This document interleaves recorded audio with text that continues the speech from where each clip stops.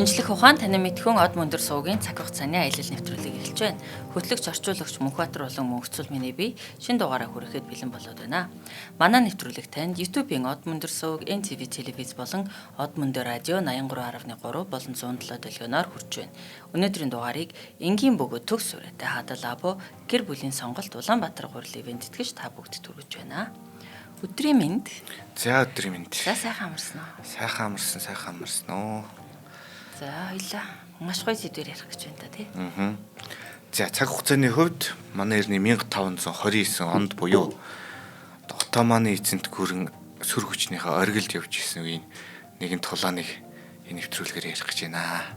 За бид хоёлаа нөгөө өмнөх Японы Орос Японы дайн дээр нэг жишээ татчихсан шүү дээ. Одоо Прус гэдэг улс одоо байхгүй болсон учраас бид хүмүүс бас нэг сайн мэддгүүтэй адилхан. За Отоманыг бол ер нь хамаагүй илүү мэдж байгаа хэрэг хүмүүс одоо байхгүй болсон. За Турк гэдэг нэрээр ингээд өөр хэлбэрээр оршин тогтнож байгаа. Тэгэхдээ энэ бол 14-р зуунаас 20-р зууны ихэнх хүртэл дэлхийн 1-р дайн хүртэл 600 жил Европыг нойргүй хонолсон ийм их агуу том гүрэн байдаг. Газар нутгийн хувьд ч гэсэн ер нь нөгөө нэг бүх исламчуудыг нэгтгэсэн байдлаараа Умайядын халифын дараа орох юм бэл.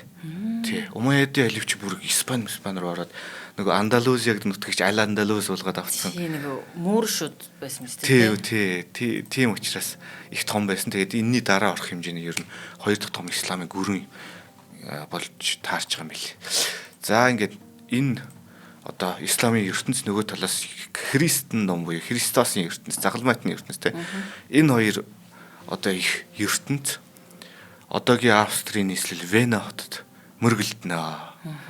Аюул болж гал гарнаа гэж. За тэр тулалдааныг энэ удаагийн нэвтрүүлгээр ярих гэж байгаамаа. За Европын нэг гоё ч юм уу өвөрмөц ч юм уу нэг онцлог байдаг санагдаад байдیں۔ Хоорондоо байнгын хагаралтай, хоорондоо байнгын тэмцэлтэй, тэгсэн мөртлөө хоорондоо байнга гэрэлдэг. Тэгээд бүгд нэг хаана байгааг мэддэг. Тэгээд тэрнийхээ хүчинд хөгждөг юм шиг айгуу сайн үеийн үед хөгжиж ирсэн юм шиг санагдаад байдаг. Одоо тэгэл Төв Аз гэдэг ч юм уу, Зүүн Аз гэдэг ч юм уу за Монгол байла баруун хойшоо ямар ч ус байгаа мэдэхгүй шүү дээ. Орсын вангуудаа чинь тааралд 13 дугаар зууны сүүл хүртэл ер нь тааралтай үлээсэн шүү дээ. За урагшаа Алтан улс байлаа, тэрнээс цааш за Өксрэлс хүмүүс, тэрнээс цааш Чампа улс мэдэхгүй шүү дээ. Тэгэхээр одоо Өнгөр байлаа гэж бодоход хаа байсан нөгөө захад Португал байгааг мэдчихэдэг ч юм уу. Тэгвэл бүр хаа далаад дунд Мальтын цайз байгааг мэдчихэдэг ч юм уу. Тэгэхээр тэрүүгээр нэг тийм өөр өмц онцлогтой санагдаад байгаа. Европ гэдэг төв ер нь түүхэн хөгжлийнхаа талд. За нөгөө талд Отоман гүрний алтан үе болж байгаа. Цог жавхланд Сулейман гэж. За Отоман гүрний түүхэнд хамгийн олон жил хэдэн жил гэдэг үл энэ ч 46 жил суусан.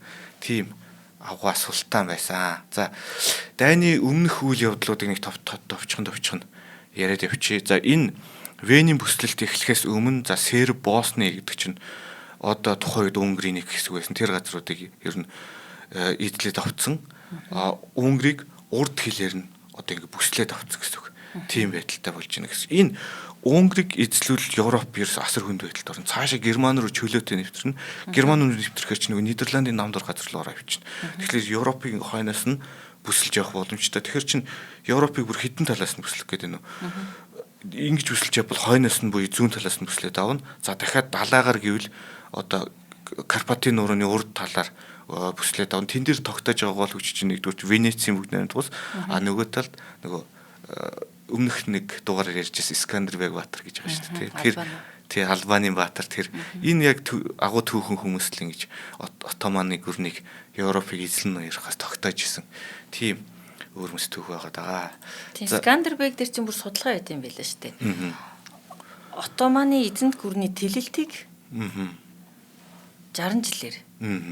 Хэдхэн жилийн тулаанаар штэ 60 жилээр тэгээд тэр эзлэн түрэмгийлэлт олон удаагийн те байж болох байсан тэр дайн тулаан тэмцэлд бараг 3 сая орчим хүний амьнасыг тийм юу судалгаа хийдэм байлээ бүр Скандербегийн юу н ингээд те тэрний одоо Отомантай тэмцэжсэн тэр дайн тулаанууд нь одоо спер хийсэн те амиг нь 3 сая хүнийг амьдруулсан те өөхөх байсан хүмүүсийг те тийм судалгаа хийсэн. Скандербег бүх тулаандаа ялсан гайхалтай те. За 1526 онд гэдэг чи одоо 29 оны нөгөө Вений мөслөөс 3 жилийн өмнө гэсэн үг тийм. Энэ үед одоо Унгарын 2 дугаар Лаяш гэдэг ханд Луис гэдэг англиар бичсэн мэт. Гэхдээ зөв дуудлага нь Лаяш тийм. За энэ хаан маш том ёлог түлээгээд тэгээд одоо зарим их сурвалжаар бол зүхтж явж байгаад гол дунд живж өгсөн одоо хаан хүнд баймааргүй нэг тийм гутамшигт ялагдлаа амссан. Тийм нөхөр байгаад. За ингээд Европ ерөөсөө маш эмзэг байдалтай болсон. Хэдэн талаараа бүслэгдэх гээд. За тэгсэн чинь 1527 онд одоо тэр бүс нутгийн Унгарын бүс нутгийн ноёд чуулаад Австрийн Хабсбургийн удмын Австрийн их хүн 1-р Фердинандыг одоо Европ талаас хаан ширээн тавьж байгаа юм.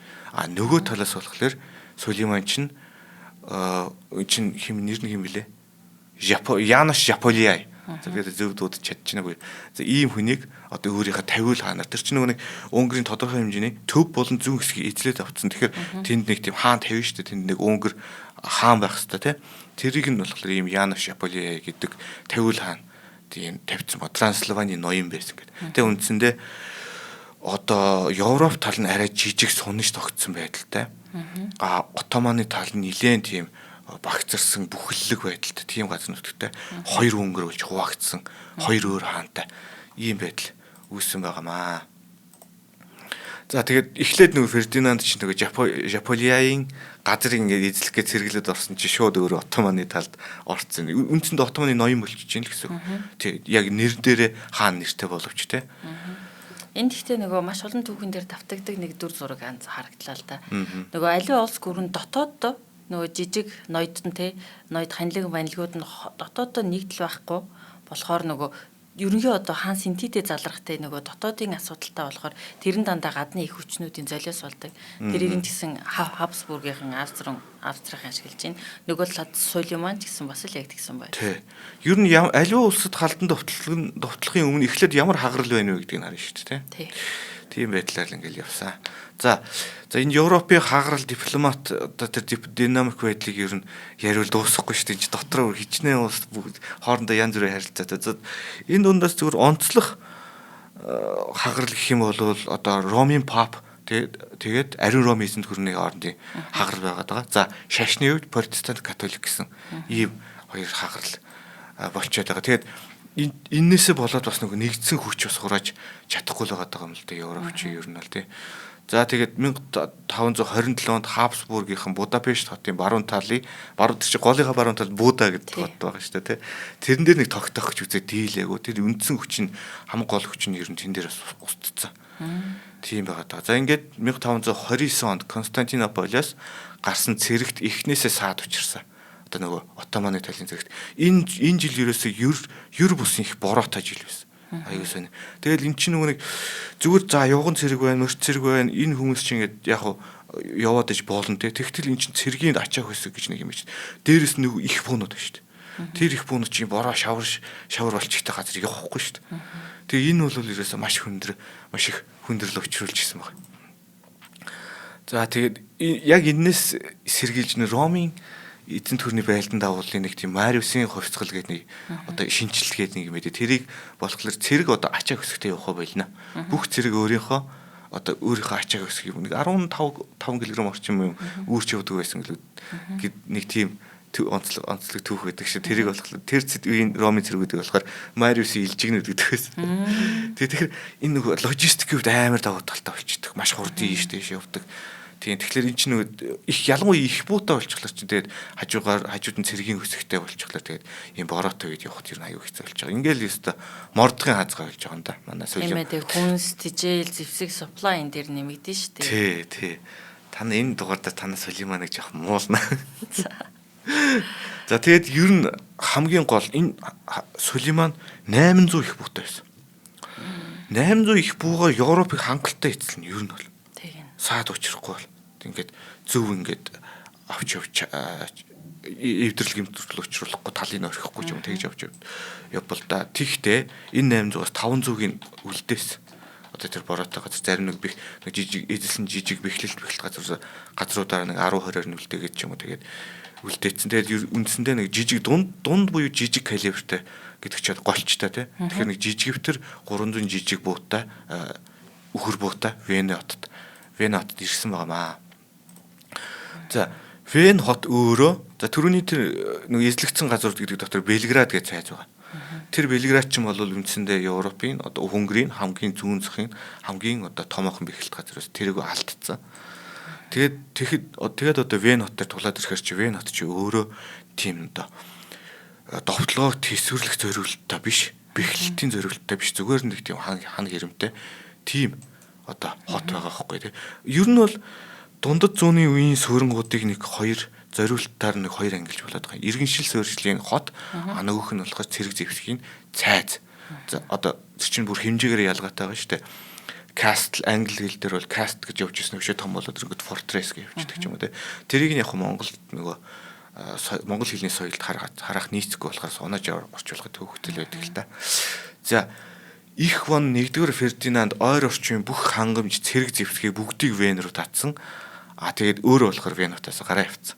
За энэ болохоор бас юу зөв чөлтөл байх боломжтой. Ягаад гэвэл тэр бэхлэлтээр нөгөө нэг их баатарлаг хүн болоод алагдчих юм бол тэр чинь нөгөө тэр ив нэгдлийг үлдсэн жоох ив нэгдлийг хангаж исэн 1-р Фердинанд ч өөрөө байхгүй бол чинь тэгэл амархан хоол болно шүү дээ. Ер нь хамгийн агуу хүмүүс хамгийн сүүлийн тулаанд л өгдөг шүү дээ ер нь тий.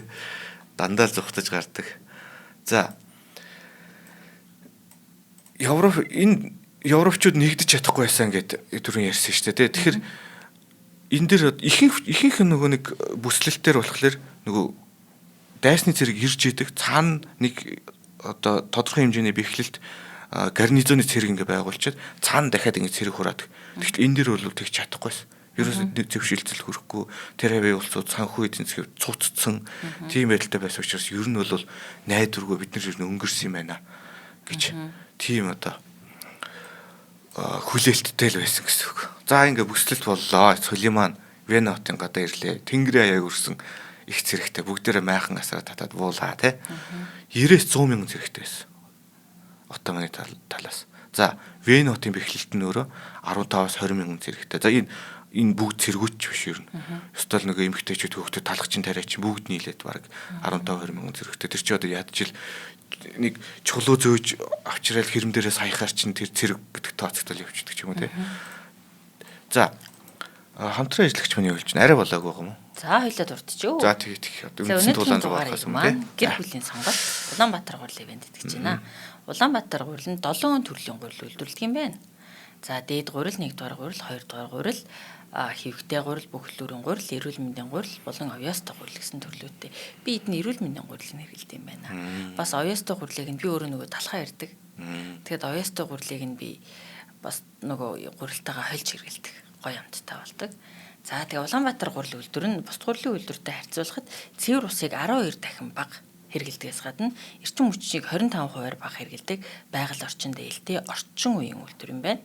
Туркийн Alapala компани нь дэлхийн тэргүүлэгч гурилын тоног төхөөрөмж үйлдвэрлэг бөгөөд Монгол улсад байгаа гурилын үйлдвэрүүдээс энэ дэлхийн тэргүүлэгч гурилын тоног төхөөрөмжийн үйлдвэрийн одоо тоног төхөөрөмжийг Монгол суурилсан үйлдвэрлэл нь өөрөө Улаанбаатар гурил юм байна. За энэхүү Улаанбаатар гурил брэнд нь Монгол улсын гурилын зах зээлийн 32%-ийг дангаараа тэ хангаж ажилладаг бөгөөд үйлдвэрийн хүчин чадал борлуулалтын цар хүрээ брендийн нэр хүн дээрээ үндэсний хэмжээний томоохон үйлдвэрлэгч юм байна. За тэгээ энэ компани маань бас нөгөө бидний чиний дуртай Uber Ice-ыг бас импортлж оруулж ирдэг юм байна. Тэгээ хятадын нөгөө одоо хэл унжон мужид ургадаг жилд нэг л удаа ургац авдаг тийм онцлог одоо тийм удаан талбай юм байлээ. Жилд нэг удаа авдаг. Тэгээ одоо маш хибрид буюу тэ нөгөө сайжруулсан сорт гэж үздэг. Тэгээ маш тэр нөгөө хилвэнжа мужин өөрөө тэр будаан талбай нь шимт хичээлээр баялыг хөрсдөө цэнгэг усаараа мөн цэвэр агаартай гэдгээр гайхагддаг бөгөөд цэнгэг устай шимт хичээлтэй хөрсдөө цэвэр агаартай газарт ургасан амттай сайхан будаг монголчуудад импортлон оруулж ирээд Uber Ice гэдэг брэнд үүсгээд бүх том худалдааны одоо төвүүд, сүлжээ супермаркетууд болон таны гэрийн доорх байгаа хүнсний дэлгүүр төрөл борлуулж байгаа юм байна. Чи дуртай гоё гэсэн тий. Тий, энэ Uber Ice хамгийн гоё. Би амс үзээгүй л юм. Цагаан будаа нэг идэх болохоор тоглох амсаагүй л. Миний үе чи яг тухайн хоол гоё байх уу муухай байх уу гэдэг яг будаанаас хамаарч идэг байхгүй. Сонирхолтой. Онцгой будаа байл тэгэл мяарал явчихсан. За тэгэхээр өнөөдрийн ивент тэтгэгч Улаанбаатар гурил болон Uber Ice-та баярлалаа. Баярлалаа. За заншил ёсоор эхлээд бөөж өгөх бичгээ өгнө шүү дээ нөгөө Вена хот чинь. За та бүхэн бөөж өгөөд мусульман шашинд орвол за исламын шашин те мусульман гэдэг нь хүнийг нь хэлж байгаа. За сая андуурсан байж уучлаарай. Исламын шашинд орвол хинд чинь ч хор хүрэхгүй. Харин эсэргүүцэн тэнцвэл эрэмгүй хүүхэд чуухдаггүй цөмийг чинь хядаж дуусгах болно гэж ингэж сүрдүүлсэн байхаа. За мэдээж энэ сүрдүүлгийг бол огт хүлээж аваагүй. За энэ нөгөө нэг бэхлэлтэнд одоо бэхлэлтэнд орохтой бэлдэн штэ Вена хот чинь. Тэгэхэд нөгөө нэг хотын гадна янз бүрийн жижиг сажиг байшин цам одоо тэрм мэрэм цамхан юу гэдэг жижиг сажиг ганц ширхэг жижиг чулуун хашаач үлдээгээгүй гэж байгаа байхгүй. Тэгэхээр яг тэгвэл тэр их хүлдээч ихлээр нөгөө очоод тэр чинь халахж болчих штэ байсан те. Тэр чинь саадгүй харавж явах хэрэгтэй, их буугаар алж явах хэрэгтэй те. Тоогоор ингээд баг 10 дахин цөөн байх чинь те. Ингиж одоо тэр бүх ойр орчин бүх нүдэнд өртөх юмгүй болтол бүгдийг нураасан гэж байгаа. За бүслэлтийн туршид ерөөс энэ нөгөө нэг чинь за 3-7 хоног үргэлжилсэн бүслэлт билүү дээ. Тэг санаад байна. Тэгээд үндсэндээ бүслэлт чинь үргэлжилсээр хагаад 10 дугаар сар хүртэл өрнөж байгаа. Энэ хугацаанд ер нь байнга бороо ороод шууд үргэлжлүүлээд цас орсон. Үнэхээр одоо Сулейманы хувьд эзэн таарсан, европчуудын тэнгэрий байсан ийм үйл явдал болсон байгаамаа. Гэхдээ бэхлэлт нөгөө яг дундад зууны түүхэд ч юм уу те Европын дайн тулааны түүхэлд бүслэлт гэдэг өөрөө бүр ингээд шал тустай ангид одоо доктрин байгаа байхгүй юу? Тэгээд энэ гайхалтай гэж ярих юм чи үнтэй олон мянган хүн өссөн тэгээ хот суурин шатсан тийм зүйлийг. Гэхдээ ер нь ингээд дайн тулааны түүхэд бүслэлтүүдийг хараад ахаар өөрөө Европ өөрөө тэ мянган жил үргэлжилсэн гайхалтай цэрэг дайны түүхтэй одоо дэг сургуулиудтай болчихсон байсан. Отоман ч өөрөө айгүй олон цэргийн жанжид нөгөө дэвширмээ системээр авсан залуучуудыг иничааруудаа Европын болон те өөрийн одоо харьяа нутгийн цэргийн сургуулиудад сургадаг байсан. Тэрэн донд нь бүслэлт дайны инженер гэдэг мэргэжлүүд байсан баг. Инженерүүд ажилтдаг те. Тэгээ одоо манайхнаар бол энгийнээр хэлбэл хорон сүтгэгч байгаа байхгүй юу? Яг тийм. Бид нэр юу идэг вэ гэхээр бүслэлт за ямар хэмжээтэй том хот вэ? Хідэн давхар цайз хэрэмтэй вэ? Хэр өндөртэй вэ? Байгалийн онцлогоос аль талаас нь товтлоход эмзэг тал нь хаана вэ гэдгийг судалдаг. За хотын цэвэр усны их усруудыг нь бүгдийг нь хаана, хоол хүнсний их усруудыг нь бүгдийг нь хаана, зориуд санаатаагаар халдвар төвчин дараанч гэдэг юм уу те. Энэ бүгдийг мэргэжлийн дайны инженерүүд хийдэг байсан. Тэгээ автоманч тэрүүгээр алдартай. Гэхдээ Вений бүслэлтэд тэд нар хэрэг олсныг бол мэдэхгүй. Энэ Вений бүслэлтээр болохоор энэ нөгөө нэг эхлээд нөгөө их бүү үүсэн шүү дээ. Их бүү үүсгэлээр тухайн үеийн нөгөө нэг зүгээр энгийн чулуун өрөлгөн ханнуудыг бол ингээд цөм буудаад байсан юм байна л да.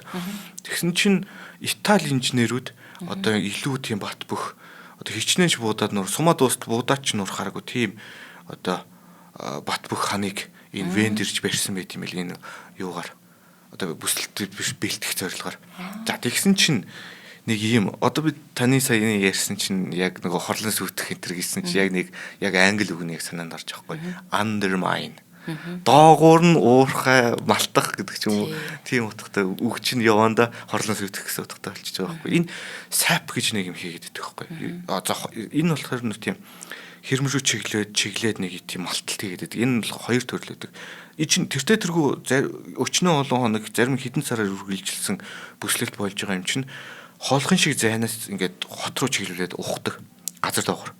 Нөгөө гар уурханууд байдаг шүү дээ. Тэр нөгөө модон нуруунууд босгоол малтаж шороо гаргангуудаа дахиад модон нуруу босгоол ингэж явахсаар хагаад тэр нөгөө хотын доогор очиод доороос нь гал тавьдаг, бөмбөг тавьд хэсэлдэг. За тэгэнгүүт нөгөө нөхдүүд нь өөдөөс нь ингээд өөдөөс нь ухаад ус асгадаг одоо үер тавтуулж нөгөөдөл ингэж ийм төрлийн дай болдог байсан. За нэг төр энэ одоо малтаж байгаагийнх нь нэг төрлийн нөгөөх нь болохоор зүгээр ийм ингээд нилээн бот бүх ингээд халахвч барьчаад тэргүй ингээд ахиулж тавиал газар ухаал тэр болгоны өөдөөс нь ингээд байлдаг харуулж үз галтаа сумаар тэргийг шатаах гэж үзнэ.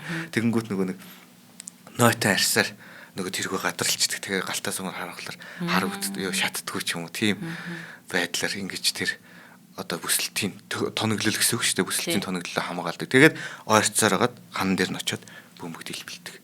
Тийм байдлаар ингээ хотын хэрмийг нураас. Хэдэн талаас нь энэ Венийн хэрмийг хэдэн талаас нь тэгж талаас нь ухаж ойртож байгаа хөө. Тэр болгон дээр одоо өнгөрчүүд тэргүүд одоо маш амжилттай хамгаалж ирсэн. Гэхдээ нэг удаагийн юун дээр алдцсан. Арай ойртож ирээд хэрмийг дэлбэлээд тэгээд юу атсан. Нэг хэрмийнх нэг хэсэг нь орцсон. За тэрэн дээр одоо Османы цэрэгч одоо орох гэж үзэн шүү дээ тий. За тэгээд хэрэмд нэг тийм цоорхоо гарсан одоо брич гэдэг штэ англиараа тий. За тэрлүү одоо нөгөө шилдэг цэргүүд Отоманы шилдэг цэргүүд үе яничаар явган цэрэгтэй цугарч. За энэ дээр бол морин цэргүүд бол орж чадахгүй. Морин цэрэг зууралдсан байлдан бол хийхгүй штэ. Зүгээр бодоод үзэхлээр бүр өвч хуйхтай эрицарын хэмжээний морин цэрэг л биш бол зүгээр жирийн морин цэрэг зууралдаанд орчихлоор тэрийг зүгээр хутгатай хүн очил унгаач байгаа байхгүй. Тийм учраас морин цэрэг бол зууралдааны хот доторх тулаамланд орох чадваргүй байдаг. Энэ дэр бас нэг Сулейманы нэг тул нэг сул тал нь тэр байгаа байхгүй. Сипахи гэдэг нөгөө яг жинхэнэ Турк уламжлалын одоо Сэлжүк уламжлалын морин цэрэг нь одоо энэ Сулейманы цэргийн баггүй хэсгийг бүрдүүлж ирсэн. Тийм учраас тэд нар бол гадуур ингээд одоо юу тэр чинь зарим нөгөө цайзаас шөн мөн ч юм гинт мэд ч юм гарч ирж байлдаж цохилт үзүүлчээр буцаж явахыг оролдсон шүү дээ. Тэр мөрнөөс нь хамгаалах зорилттой энэ тэнд хангуудны цуваа таслах зорилттой тийм маш олон тийм сипахи морин цэрэг байсан. За бүслэлтийн тэр цорхоогоор бол янчаарууд бол морин юу явган цэргүүд орсон. За тэгэхэд өөдөөс нь ямар цэрэг гарч ирж байгаа вэ гэхээр ландшнях тэгээд энэ одоо яг мэрэгжлийн цэргүүд. Яг одоо бид нар 15,000 зэрэг 20,000 зэрэг гэж яриад байгаа боловч энэ дотор чи үнэхээр мэрэгжлийн зэрэг туршлагатай зэрэг тоног бүрэн тоног хэрэгэлтэй зэрэг цөөхөн байдаг байхгүй магадгүй 2,000 3,000 ч юм уу тийм одоо тийм зэргүүд гарч ирсэн. За тэд нар бол 4-5 м урт одоо энэ зүгээр жад гэхээс илүү одоо морин жад биш юм аа. Бүр ланс гэдгээс ч урт пайк гэж байгаа. Тэгэхээр бүр 4-5 м одоо бүр Александр Македоны нөгөө фаланксаас ч баг урч явах уу. Тийм зэргүүд эхний нэгийг нь жадаа голоос нь бариад урагшаа зүтгүүлнэ. Арийнхын игнээ дараагийн ингээд 2-3 игнээ ингэж жад ингэж араас нь ингэж орж ирсэн. Тийм зэрэгтэй тэр чинь юу ч ойртол ямар ч юм ойртол боломжгүй. Ганц сул тал нь ямар нэгэн байдлаар игнээгээ алдаж зохион байгуулалтаа задрах юм бол дуустдаг. Тийм онцлогтой. Тэгэхдээ эднэр бол үнэхээр мэрэгжлийн цэрэг учраас игнээгээ алдсан байсан ч гэсэн зохион байгуулалтаа алдсан байсан ч гэсэн өөрөөсөө нэг Звей хандр гэдэг. Звей гэдэг чинь хоёр гэсэн үг шүү. Тий. Звей хандр уучлаарай. Тий. Тэр нь болохоор хос гарын юу байгаа юм. Тийм байна. Хос гарын илт тэргээр айгу мундаг байлдаг. Энэ crowd control буюу олон хүнтэй зэрэг байлдах төрлийн зэвсэг гэж үздэг байхгүй. Тэгэхээр одоо тэргүй ингээл эргүүлээл урд нь 4-5 зэрэг байсан ч гэсэн тогтоогоол тэр дунд нэгийг шархтуулаач юм хийх чадвартай маш их тамир тэнхээтэй тийм л зэргүүд байсан байна л да. Дээрээс нь дахиад аркебус буюу одоо цахиур буугаар байлдах чадвартай. Нийлэн тийм мундаг мэрэгжлийн зэргүүд одоо Отоман зэргүүдийн өөдөөс тэр одоо ханын нурсан хэсгээр тулалдсан байна. За тэгээд ер нь бол Отоманчууд яаж чадаагүй. Үнэхээр Европын талаас бол маш бага хохирол амссан. Отоманчууд нилээх хохирол амссан. За энэ дээр одоо ингээд дотор нь маргаан явж эхэлж байгаа нөгөө. Одоо тэр чинь эн чинь зөв байсан бүрөө байсан хүлээх хэрэгтэй байсан эсвэл эрт авчих хэрэгтэй байсан гэдэг ч юм ингээд маргаанууд болж эхлэв шүү дээ. Отоманы дотор чинь тий. За 10 дугаар сарын 11-нд хутагт Михаилын өдөр гэж байдаг. За энэ өдөр бол маш их бороотой байсан. За Сулейман султан энэ өдөр би танаа хотын гол сүмд өглөөний цай унаа гэж хэлсэн. Тэгсэн чинь нөгөө нэг бүсэлтийн захирагч нь эзэлж авч чадаагүй тэр өдөр нь буулцсан. Тэгсэн чинь нөгөө бүсэлтийг ахалж исэн жанжин болохоор хариу өгж байгаа тэр өдөр нь султангүй өглөөний цай чинь хөрөөд байна. Тэр их дээр үес нэг тролддог гэсэн юм шүү дээ. За энэ дээр болохоор одоо нэг яничаар өчө хоорондоо маргалдаад нэг бол одоо бүр мөсөн хүчээрээ дайрыг, нэг бол ухрыг, буцыг, нутаг буцыг. Тэгээд эн чинь өөр бас ингэж эзэлж авах боломжтой жижиг тосгой зөндөө. Тэр чинь Венийг эзэлж чадаагүй ч гэсэн өөр хотууд, жижиг хотуудыг ингэж эзэлж аваад ямар нэгэн байдлаар дайнд ялсан мэт дүр төрх үүсгэх хэрэгтэй шүү дээ. Тэгэхгүй нөгөө нэг бялам нүдүүлсэн юм шиг буцахаар бас болохгүй байгаа байхгүй тий. Эго талаасаа ч тэр тий.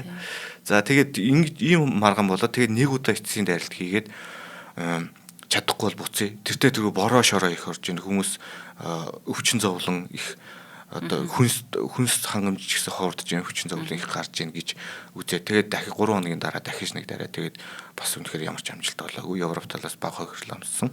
Тэгээд одоо буцахад хүрсэн байд юм аа. За энд одоо төрөний ярьснаар одоо султан гэхээрээ л одоо хаан заан гэхээрээ л абсолют эрх мэдэлтэй гэж ер нь бид бодоод байдаг шүү дээ. Хүн болгоны толгойг мэддэг гэж бодоод байдаг. Тэгтэл үгүй.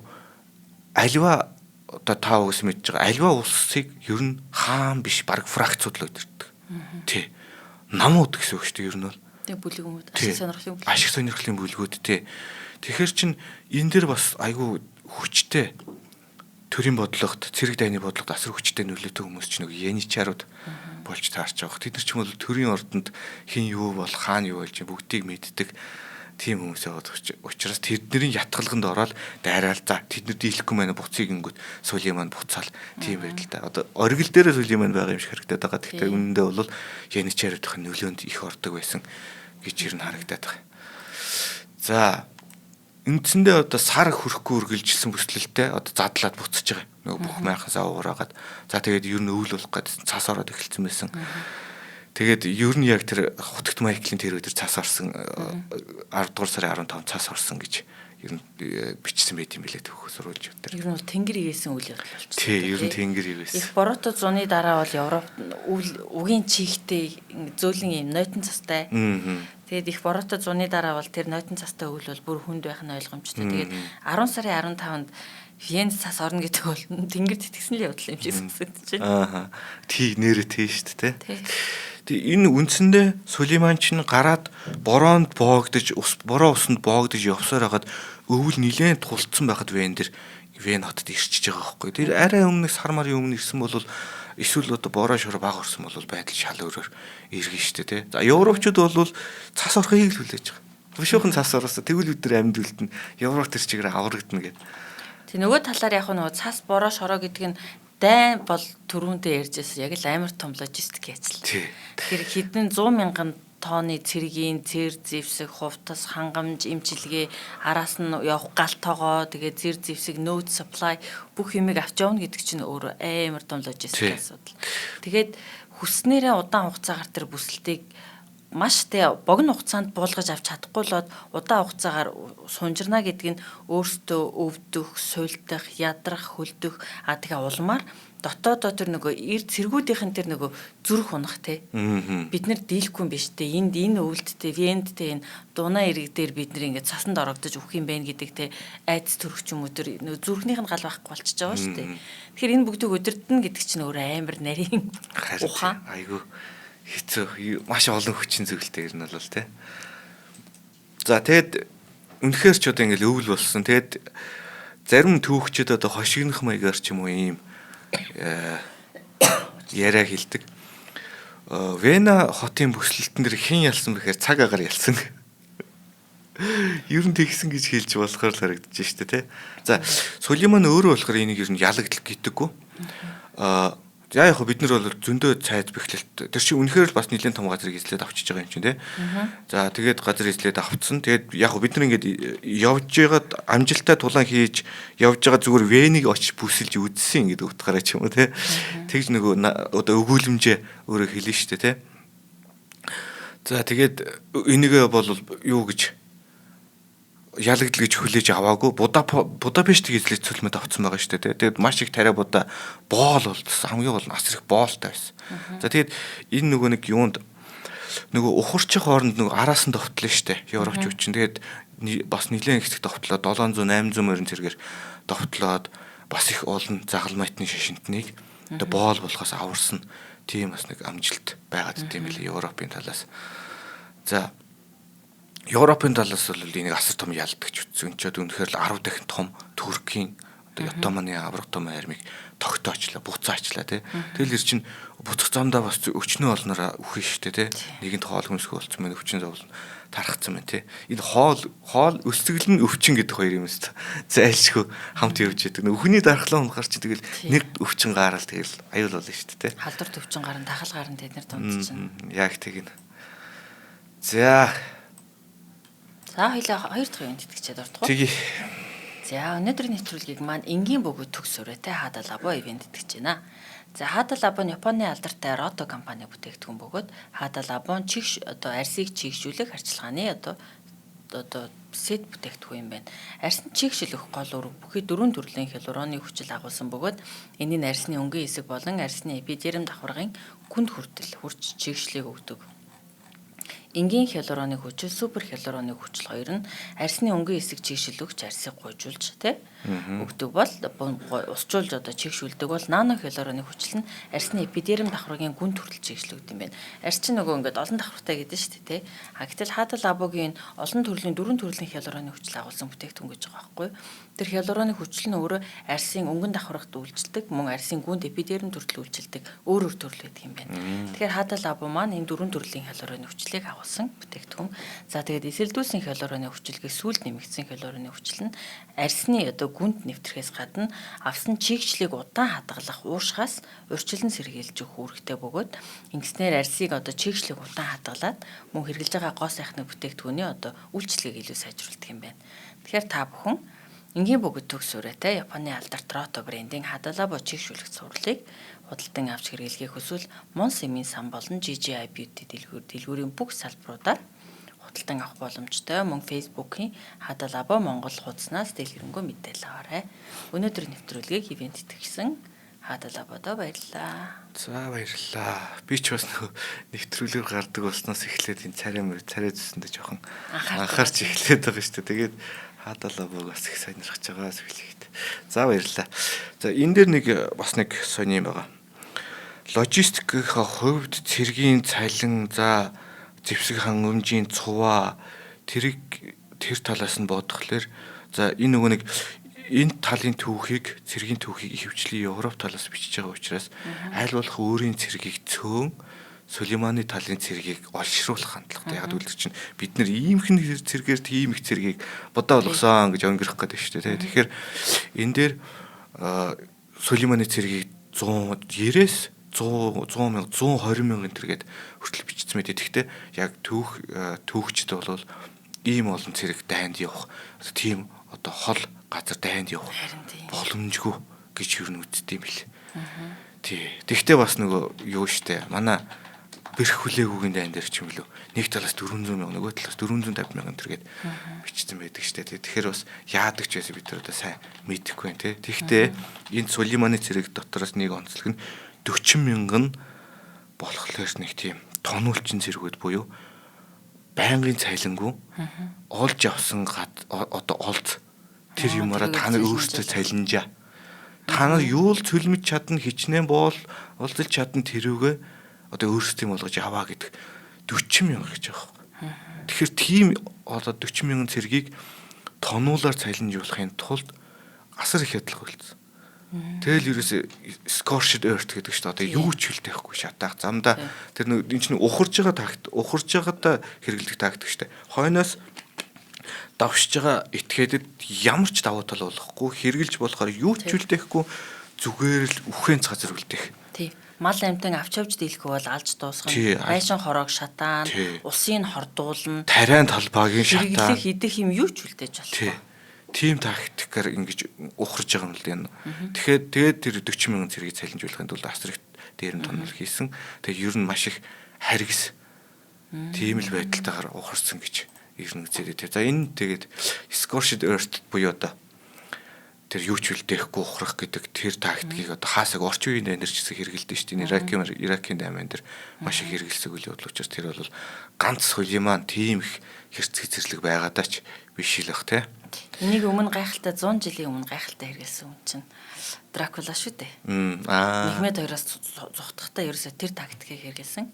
Бас л харгис байсан, замдаа байсан сум тосгон те, гацаа тосгон загалмаатны шашинтай байна уу, исламын шашинтай байна уу хамаагүй. Бүгдийг утгасан. Өөрийнхөө нутаг дээр ухарж байгаа бол өөрийнхөө ард иргэдэг ч гэсэн хятдаг байхгүй. Тий, хороо маш их хороосон, алсан 2 настай юулаа 2 сартай хөвгтэй хөтөл цовдлсон байдаг гэж. За ингээд үндсэндээ Унгарын одоо тэр ихэнх тал нутгийг ингээд талхалж бүр эзэнгүү хөнгөө болтол. За яг хөө ихэнх нь зүхтаж барайл явна л да. Тэгтээ тэгээд нэг хэсэгтээ хүн амьдрах боломжгүй болтол нь тэгж талхалсан гэдэм байлээ. За энэний дараа тэгээд Константинополийн гэрээ гэдэг юм байгуулагдаж байгаа. Тэрүүгээр нөгөө одоо сүрцэн газрын хааныг одоо тэр Янош Жаполиа гэдэг нөхрөөр тавьчихж байгаа. За тэгээд тэр одоо Тавиул хайм маань одоо хэдэн жил хаан суугаад тэгээ нас орсон чинь одоо одоо нас барангуут одоо дараагийн хаан маань тодруулна гэсэн чинь ерөөсөө тэг үгүй энэ манай газар нутгаа гэж шууд отоманчууд авцсан байт юм бэл. Тийм тэгэхээр Өнгөрийг ер нь бол шахаанд оруулсан. За тэгээд энэс чинь дахиад 100 гаруй 150 гаруй жилийн дараа 4-р Мехмедийн үед одоо дахиад нэг Вений бүслэлт гэж байгаа. Тэрэн дээр бол одоо нөгөө Польшийн алдарт жигүүрт хусаарууд орж ирнэ. 3-р Янаш Собеский гэдэг үндэсний баатар орж ирнэ. Тэр бүслэлтийн талаар бас нэг нэвтрүүлэг хийвэл бас дажиг байхаа гэж бодож байна. Тэгээ Ян Собескийг бол бүр нөгөө загалмаатны агуу баатар, загалмаатны ертөнцийн хамгаалагч гэж. Яг нэг загалмаатны ертөнцийн хамгаалагч нэг хэд хэдэн баатрууд байгаад байна шүү дээ, тий. За Венецийн одоо флотын адмиралуудыг ч юм уу за баатрууд гэж хэлж болно тий. Венецүүд ихтэй санаатай шүү дээ. Отомантай байлдаад байгаа мөртлөө хажуугаар худалдаагаа хийгээд байдаг тий. Худалдаа арилжаа хийгээд байдаг. Тэгээд тэр хоёулаа тэрүүгээр бас нэг нэвтрүүлэг хийнэ. Одоо газар дундын тэнгисийн арлууд байгаа зү. Одоогийн Грекийн арлууд, тий газар дундын тэнгисийн арлууд дээр Отоман, Венец хоёр маш олон жил тулдсан билээ бас. Венец чинь худалдаачин арилжаачин улс болохоор тэр нөгөө худалдаа арилжааныхаа замыг аюулгүй байлгахын тулд өөрт нь их газар өргөн удам газар нутаг тэднэрт хэрэггүй. Усан онгоц явахад худалдаа арилжаа хийхэд шаардлагатай портууд арлууд хэрэгтэй. Тэгээ газар дундын тэнгисийн Крит зэрэг маш олон арлууд Венецийн мэдлэлд байсан. Тэгээд Отоман, Венец хоёр тэр арлууд дээр аюул хэдэн зуун жил тулдсан юм байна. Их сонирхолтой. 1100 жил ямар нэгэн төрийн эргэлт өөрчлөлтөөр оршин тогтносон Венецийн бүгд найрамдах улсад тийм өргөн удам тал мал ямар ч хэрэггүй. Зүгээр л бомб хэрэгтэй тий. Яг үнэ. Тэрүүгээр онцлогтой. За тэгээд Венецийнхэн тэгж тогтоож яасан. За Скандербег тогтоосон гэдэг ирсэн. Яалчгүй ингээд нэг тийм бамбай болсон хүмүүс байгаа даахгүй. Одоо тэгээд юу н үеийн одоо энэ үед чинь би андуураг бол 4-р Иннокентий билүү. За тэрийг нэг судалж тодруулах хэрэгтэй байхаа. Тийм Ромын пап сууж ясан. Тэгэд ер нь үеийн папууд тэнд очиад туслаад өгөөч, цэргийн тусламж явуулаад өгөөч гэдэг нөгөө үеийн папууд тэгж одоо шаардлага тавьдаг. Гуйлт одоо тийм тэгж явж ясан. Тэгсний хүчинд л бас энэ чинь чадхаараа нэг жоохон цэрэг ирээл. Тэгж ер нь бол одоо ялангуяа яг Отомантай байлдсан Европ цэргүүдийг харахаар ганцхан дан усаас бүрлдсэн цэрэг гэж юу байдаггүй. Тэнд дунд Герман цэргүүд явж байна, Өнгөр цэргүүд явж байна. Флемиш гэдэг тэр бүр хойд Нидерландын тэр авийн цэргүүд ч ороод ирсэн явж идэг. Англиас цэргээс ороод ирсэн явж идэг. Дандаа тийм англичууд ч нэг урт нумаар алдартай цэргүүд. Тэрнийхээ тусламжийг бас энтэнд үзүүлэл явж идэг. Тийм онцлогтой юм элэ. Тэгээ бас нөгөө юуны Мерсенери буюу нөгөө хөлсний цэргүүд маш их байдаг. Генуагийн харваачид чинь тэрүүгээр алдартай байсан гэдэг. Константинополийг сүүлд хамгаалдаг чинь Генуагийн харваачид байхгүй юу? Харваачид гэж нөх хавчаагийн нутаг нь хэлж байна. Мангар том бамбаатай те. Хоошоор нуруундаа бамбаага хийчээд бамбаага дайсан руугаа харуулж хагаад эргэж харагчаа буцаага бамбаага игээд өөрчдөг. Тийм Павис гэдэг баха. Павис харваачид гэж. Константинополийг сүүлд авч үлдсэн хүмүүст нь тэднэр юм байл шүү дээ. Тэгээд ер нь яг энэ Венец, Генуя гэдэг яг худалдааны одоо жижигвтер гүрнүүд гэж бараг хэлж болно шүү дээ. Яг үл чинь нөгөө тодорхой хэмжээнд олон газар нутаг, олон улс үндэстнийг хамарж байгаа юм чинь те. Энэ худалдааны гүрнүүд айгуу тийм техникээр илүү те. Одоо тэр хавж байгаа ном чинь тэгэл хэцүү шүү дээ. Тэгэл тэр чинь одоо юуг төмөр хуйг нэвтлээ шүү дээ. Богинох нь тэгтээ амар хатуу бат бөх. Тэргээр чинь ингээл хүний гараар татаж дийлэхгүй хэмжээнд нөгөө хавж байгаа номыг чинь татаж ягаад ингээд тавихлаар төмөр хуйгийг нэвтэлдэг байсан гэдэг шүү дээ.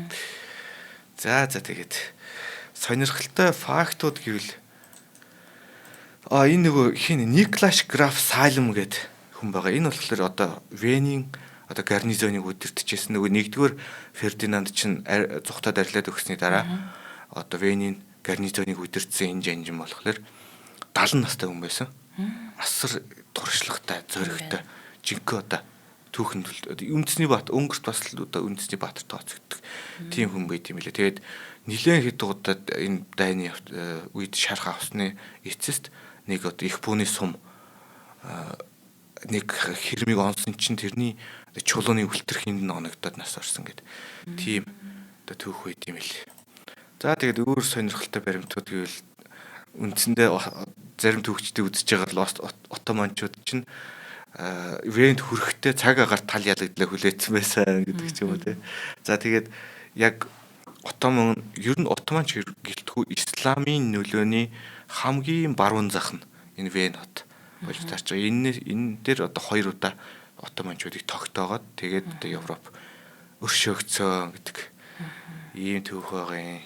Тэгээ Вен тэгэл яг Отоманы эзэнт гүрний нөгөө тэлэлтийн хамгийн одоо тий оргил дэд хэсэг нь Вен үргэл байсан. Буудаг буулгаж авцсан байсан. Тэр л байсан.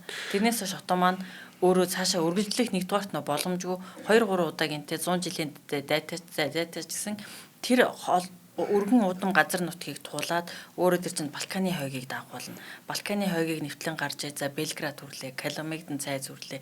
Тэндээс хойш дунаагаар ингээд за Буда хүрлээ гэж бодсон шүү дээ. Логистикийн хувьд орчин цагийн техник технологигүйгээр тэр их хэмжээний цэрэг зэвсэг, хоол хүнстэй хангамж нөөцөг тэр хүртэл аваачих нөгөө айгуу томтэй сүрэл. Тэгээ олон дахин тим юм хийнэ гэдэг чинь өөрөө зардал өндөртэй. Яг үнэ. За тэгээд өөрөө Отоманы байнгын арим чинь өөрөө тэр их хэмжээний цэргийг шууд бэлэн гаргах боломж байхгүй. Хөлсний цэргүүд ажилуулна. Яничарууд одоо нөө дэвширмээ системээр авчирсан энэ элит цэргийн одоо бүлэг байгаад байгаа шүү дээ. Эднэр чинь маш өндөр цалинтай байна. Тий. Маш өндөр цалинтай эднэрийн өдрөөр цалин явж идэг. Тэр дайнд ялагдсан хэсэг нь тэднэрт хамаагүй. Цалингаа авах учиртай учраас. Тэднийг нэг бол өхүүлж ашиглах хэрэгтэй байна, нэг бол ялалт авчирж ашиглах хэрэгтэй байдаг шүү дээ. Тэгэхгүй бол айгүй их зардалтай. Энэ нөгөө төрөний фракцууд гэж ярьжсэн шүү дээ. Амбицийн бүлгүүд.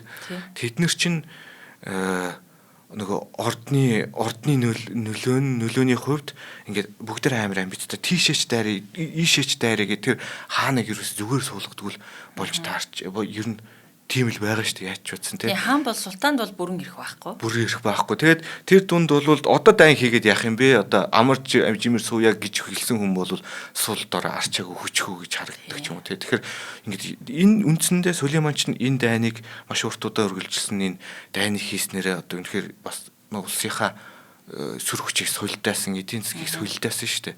Тийм тэгэхээр ер нь тийм ч учраас тэр ч утгаараа Сулейманаас үндсэндээ алт үеийн бууралт ингээд эхэлчихэж байгаа шүү дээ. Ер нь бол тий. Хөвлөө хаан их ч гэсэн ер нь тэгж харагдаад байдаг шүү дээ. Хаа байсан тэр Япон руу дайрч ирнэ яах гэж байгаа. Тэнд ингээд фракц амбицууд л байгаа гэсэн. Тэр ордны том төшмлүүдийн ч юм уу эсвэл том мөж захирсан том жанжингуудын жанжинуудын амбиц байгаад гэсэн учраас тийшэл одоо дайрсан юм уу та гэж надад харагдаад байгаа байхгүй. Дайрахгүй бол магадгүй хөвлөөд өөрөө дотроо суудлан ганах ч юм уу тийм байдалтай гэж. Гэхдээ яг Сулейманы хувьд бол юу байсан л да. Энд яг нэг Отоманы Европын төр жосонтой ингээд Европ руу цөмлөд орчлоо шүү дээ. Буудаг авчлаа гэдэг чинь Европын төв зүрхэнд очичлаа шүү дээ.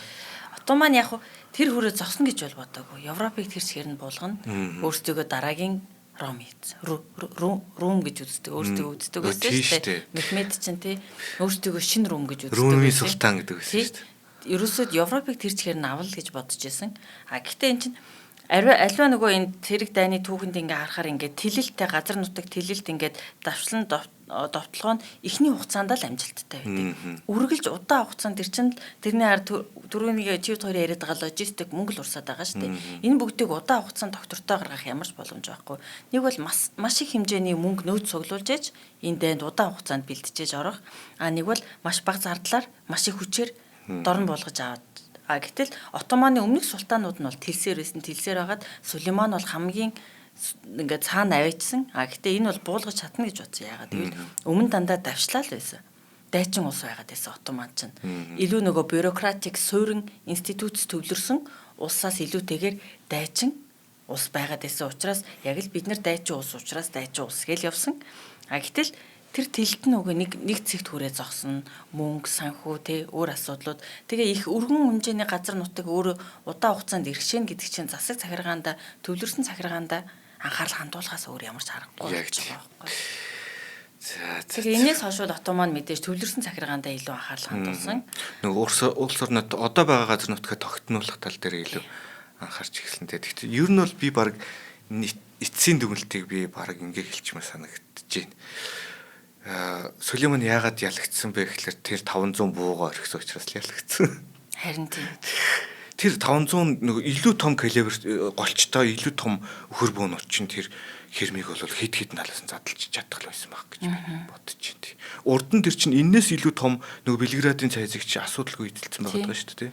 Калемегт нэг унгацсан. Тэгээ Вена чинь өөрөө юу гэдэг шүү дээ. Бүслэлт байхгүй. Бэхлэлтийн зориулттай биш. Зориулттай биш хот гэхэр ч уг нь бол буулгахад амар. Тэгээд тэр Итали инженерүүд маш сайн бэхлэлсэн байна. Тий. За баярлалаа, сонссон хүмүүстээ баярлалаа. За баярлалаа, маш сонирхолтой дугаар байлаа. За ингээд та бүгдэд шинжлэх ухаан танин мэдхүн од мөндөр суугийн цаг хугацааны аялал нэвтрүүлэг хүрлээ. Хөтлөгч орчуулагч Мөнхбаатар болон мөнхцөл миний би энэ дугаарыг та бүгдэд хүргэлээ. Та бүхэн цаг хугацааны аялал нэвтрүүлгийг YouTube-ийн од мөндөр сууг, NTV телевиз болон од мөндөр радио 83.3 болон 107 дэлгэнээр хүлээн авлаа. Өнөөдрийн дугаарыг энгийн бөгөөд төгс өрөөтэй хадал або гэр бүлийн сонголт Улаанбаатар 3 левен тэтгэн та бүгдэд хүргэлээ. За баярлалаа. Баярлалаа.